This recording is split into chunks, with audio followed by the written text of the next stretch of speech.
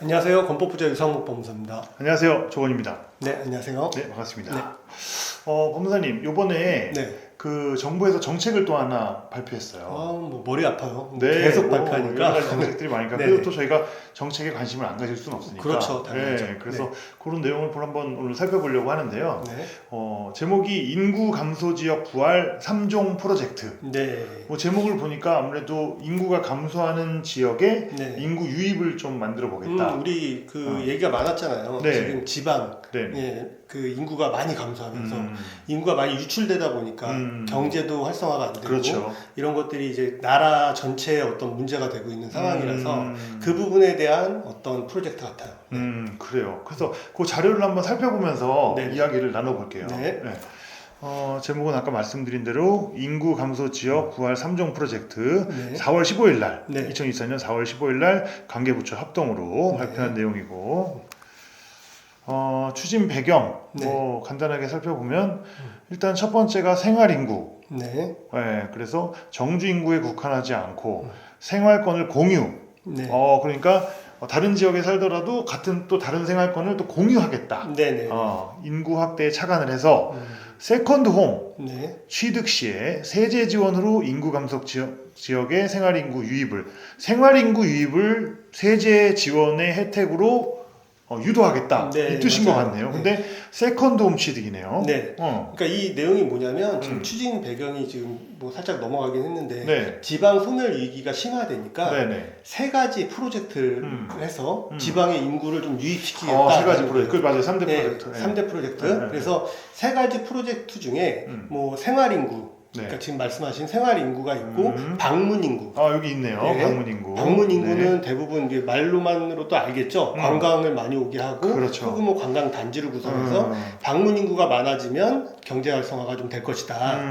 이런 것들. 그리고 정주 인구. 정주 인구. 예, 요거는 뭐 인력 부족이나 뭐 이런 것들이 있으니까 지역에 특화한 어떤 참여 지역 만들겠다. 외국인 등 네. 지자체 인구 유입. 그래서 이 3종 프로젝트 중에 우리 건법부자가 사실 볼 만한 정책은 1번인데요. 네, 가장 관심 있는 거는 네, 1번이에요. 1번 생활인구입니다. 그래서 세컨드 홈을 취득 시에 네. 세제 지원을 해주고 네. 뭐 혜택을 주던지. 네. 그래서 인구 감소 지역의 생활 인구를 유입. 거기 꼭 살지 않더라도 그렇죠. 생활권을 같이 이렇게 공유할 수 있는 그런 인구를 유입하겠다. 재밌는데요. 네. 한번 보죠 또. 네. 그래서 인구 감소 지역 현황을 이렇게 정리를 그렇죠. 했네요. 지금 인구 감소 지역의 어떤 주택 수를 제외하는 정책, 지원 정책이 나오는 거니까. 이게 주택 수를 제외해 주겠다는 정책이군요. 네, 맞습니다. 네. 그러다 보니까 지금 인구 감소 지역이 아닌 곳은 네. 빼야 되겠죠, 당연히. 네네네. 네, 그래서 인구 감소 지역만 현황이 된다. 네. 그러면 뭐 중간에 조금 정리를 하자면 이 지금 여기 보이는 네. 인구 감소 지역 굉장히 중요하고 네네. 이 감소 지역에 주택을 취득하면 네. 주택 수에서 제외시켜 주겠다. 그렇죠. 그 주택 한 재밌네. 채를 내가 가진 주택 수에 포함시키지 않아도 된다. 그럼 그야말로 세컨 하우스를 네. 내가 인구 감소 지역 뭐 예를 들면 여기 보이는 뭐 강원도 양양이라든지 예를 들자면 아주 좋아하죠. 예, 좋죠. 뭐 홍천도 좋고 네. 뭐 횡성 뭐 화천 다 좋습니다. 예, 평창 좋은 데 많네요. 그러면 네. 예를 들어서 이런 강원도에 내가 세컨 하우스를 네. 새로운 주택을 네. 신규로 취득을 하겠다. 네네. 근데 그 주택은 주택수에서 빼줄게. 그렇죠. 재밌는데요? 네, 그게 골자입니다. 그렇구나. 그 시청자 여러분, 그 인구 감소 지역을 한번 살펴보실, 네. 이 화면을 좀 유심히 보실 필요가 있을 것 같고요. 네. 다음 내용 한번 다시 살펴볼까요? 네네. 네. 생활 인구 세컨드 홈 활성화, 구체적인 내용 이제 얘기하나 보네요. 네네. 그래서 기존 1주택자가 네. 인구 감소 지역 내 주택 한 채를 추가 취득해도 네. 1세대 1주택 세제 특례 부여 이렇게 얘기했네요. 네. 그러니까 결국 효과는 1세대 1주택 세제의 특례를 부여한다는 건 2주택이지만 1세대 1주택으로 보겠다는 거죠. 새로운 주택을 취득해서 2주택이 돼도 네. 그럼 기존에 내가 1주택자가 아니고 2주택이에요. 예를 들어 네. 수도권에 아파트가 2개가 있어. 그런 경우에는 해당이 안 되는 거예요? 조금 이따 요건에 나올 겁니다. 소유주 요건으로 나오는데 네네. 기존의 2주택자는 포함이 안 됩니다. 그렇구나. 네. 1주택자에게만 그럼 기존에 내가 주택이 없거나 또는 1주택이 없는 거는 뭐 상관없고 그렇죠. 1주택자인 실익이 경우에 없겠죠. 네, 1주택자에게 인구 감소 지역 내 주택 한 채를 추가 취득해도 네. 1세대 1주택의 세제 특례를 부여하겠다 이 내용이고 네. 주요 요건 네. 특례 지역 내의 주택 중에서 이거 중요하네요. 공시가격 4억 원 이하. 네. 이거 공시 가격입니다. 네. 공시 가격. 그러면은 실제 취득 가액은 조금 더 높을 것 같은데요. 그렇죠. 네, 밑에 그래서 보면 공시가격 4억 원 이하 여기 주택이 나오네요. 네. 통상은 취득가액 6억 원 이하 주택 정도가 될 것이다. 상당이다. 네. 대충 그 정도일 것이다. 아무튼 공시가격 4억이 기준이 되는 거네요. 네, 그렇습니다. 그래서 이런 주택으로서 4억 원 이하의 주택으로서 2024년 1월 4일 네, 1월 4일 우리 예전에 이후 취득분 정책 발표가 있었고 네. 이후 취득분에 대해서는 다 적용을 해주겠다 이 얘기고 소유주 요건이 기존 1주택자가 특례 지역에서 신규 1주택을 취득하는 경우에 한해 지원 1주택자가 특례 지역에서 신규 주택을 하나 취득하는 거에서 이건 주택의 어떤 종류의 제한은 없나 봐요. 그렇죠. 네. 그 아파트도 되고 특례 지역이라면 네네. 단독주택도 되고 뭐 전원주택 뭐 이런 거 다 되고 그렇습니다. 다가구 주택은 어떻게 되나 궁금하네. 다가구 주택도 해당이 될 거라고 저는 생각이 됩니다. 그래요. 그러면 이거 재밌는데. 그러면 거기서 월세를 일부 받는 다가구 주택도 해당이 될 것이다. 좋죠. 네. 그래요. 좋습니다. 시청자 여러분 이거 정말 재밌는데요. 네네. 이 기존 2주택자는 지원 대상에서 제외. 여기 나오네요. 명확하게. 3주택자 당연히 안 되고 기존에 내가 수도권이든 지방이든 2주택 이상을 가지고 있으면 지원 대상에선 제외해주겠다. 그러니까 소유주 요건은 그냥 기존 1주택자라고 생각하시면 제일 편할 것 같아요. 그러니까 무주택자는 어차피 1주택자니까 실익이 없고 맞아요.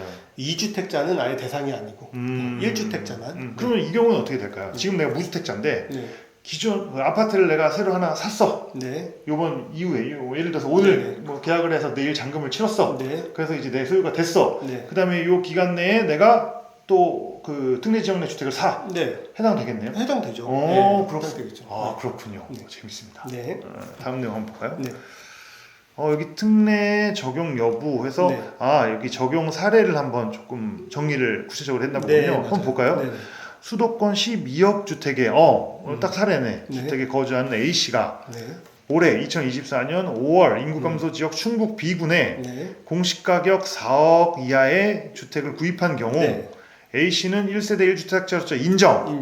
이게 이제 가장 아까 말한 요건들이 다 합리적으로 적용되는 거죠. 그렇구나. 또 하나 볼까요? 인구 감소 지역 경북시, 경북에 있는 그 주택을 보유한 C군. 아니고 경북 C군에 주택을 보유하는 D씨가 죄송합니다. 그래서 주택을 보유하고 있는 D씨가 동일 C군에 C군이 청년을 얘기하는 군이 아닙니다. C군구 할 때 군이에요. 헷갈렸습니다.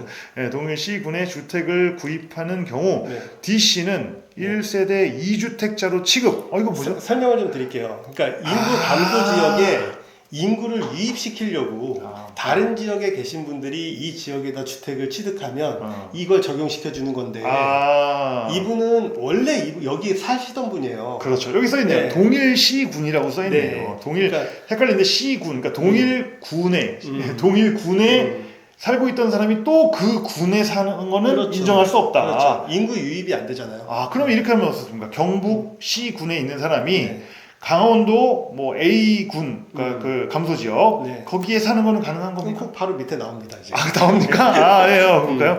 인구 감소 지역 전남 2군에 주택을 보유하고 있는 F씨가 바로 옆에 있는 전남 G군 다르죠? 동일은 아니고 바로 옆에 있는 G군 인구 감소 지역에 주택을 추가 구입하는 경우에는 F씨는 1세대 1주택자로 인정. 그러니까 지역이 달라야 되는구나. 지역이 다르면 인정. 그러니까 시군구 단위로 해서 동일 그 군이 아니면 인접한 군이더라도 다른 군이더라도 어쨌든 인구 감소 지역이면 그거는 인정해주겠다.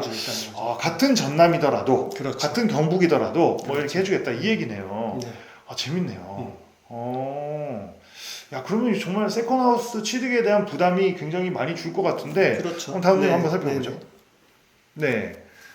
이거는 이제 실질적으로 지금 화면에 나오는 건 이런 것들을 다 했을 때 1세대 1주택자가 되었을 때 실질적으로 얼마나 우리한테 지금 피부에 와닿게 아까 세제 지원을 해주겠다고 했는데 그 지원이 어느 정도냐 한번 살펴보죠. 중요한 이게 실익이잖아요. 실익. 실익. 그렇죠. 그래서 기존 1주택자가 가정이네요. 가정. 네.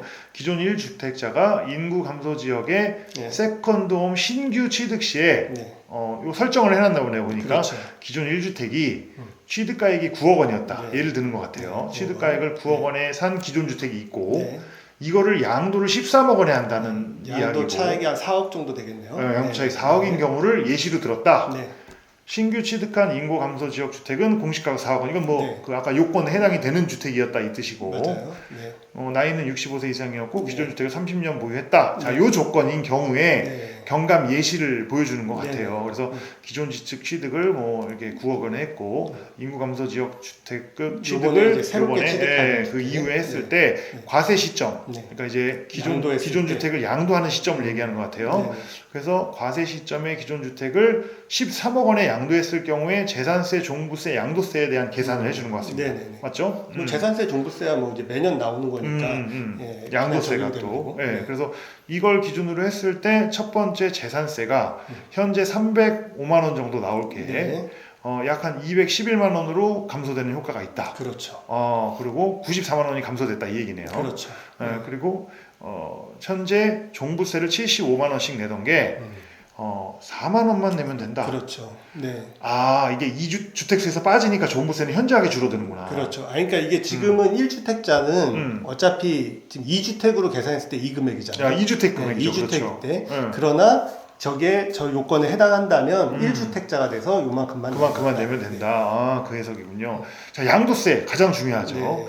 양도세가 그 세컨하우스가 2주택으로 적용받으면 현재는 8,500만 원이 나올 것이 그렇죠.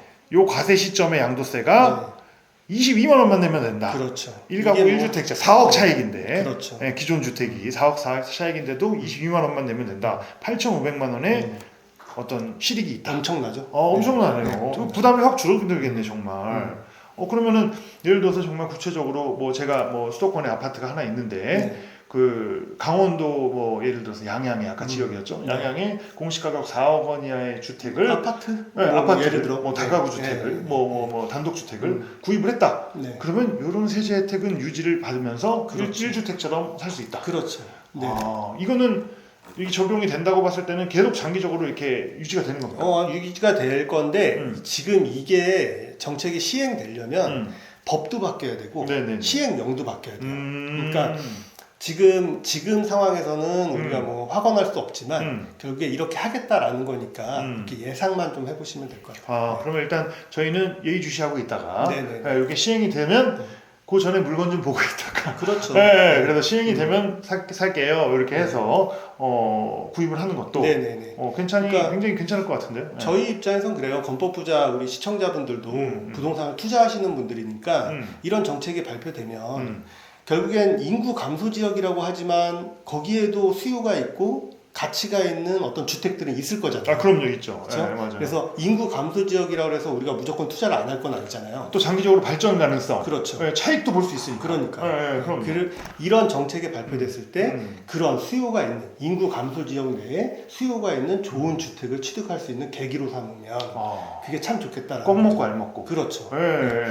그리고 우리가 또 별장이나 이런 부분 쓸 수 있잖아요. 네, 그렇죠. 별장을 쓰는데 지금까지는 이러한 지역에 별장을 사도 주택수에 포함되니까 부담스러웠는데 섣불리 살 수가 없었죠. 그렇죠. 전혀 살 수가 없었어요. 근데 지금 이런 것들이 적용된다면 구입할 수 있겠죠. 구입해서 실제 내가 여가나 이럴 때 별장으로 써요. 별장을 쓰다가 내가 쓰지 않을 때 그럴 땐 요즘 한참 유행하는 거 있잖아요. 에어비앤비나 단기임대 이런 걸로 또 추가 수익도 노려볼 수 있잖아요. 그렇죠? 매력적이다. 그리고 결국엔 지금 주택 시장이 전부 다 어렵고 고금리로 뭐 이렇게 돼서 지금 활성화가 안 되니까 힘든 시점인데 이런 시점에 이러한 지원을 받아서 구해놨다가 나중에 에어비앤비로 뭐 부수입도 올리다가 나중에 시장이 좋아졌을 땐 또 매도해서 시세 차익을 노릴 수도 있겠죠.